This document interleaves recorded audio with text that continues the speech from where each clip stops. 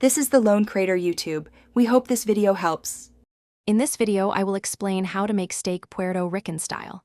First, gather your ingredients, focusing on thin-cut beef like palomilla. Next, prepare a flavorful marinade with garlic, vinegar, and spices. Then, sear the steak quickly in a hot pan until it reaches your desired doneness. Finally, serve it with traditional sides like rice and beans for an authentic meal. To begin, select a thin-cut beef, such as palomilla or sirloin, which cooks quickly and absorbs flavors well.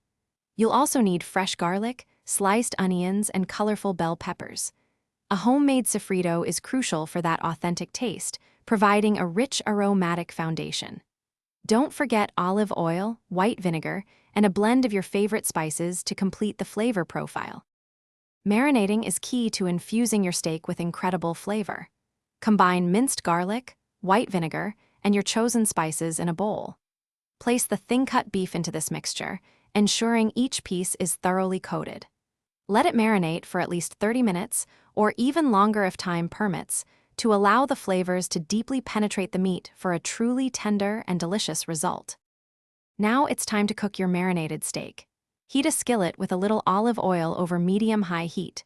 Sear the steak quickly on both sides until it reaches your desired doneness, typically just a few minutes per side for thin cuts.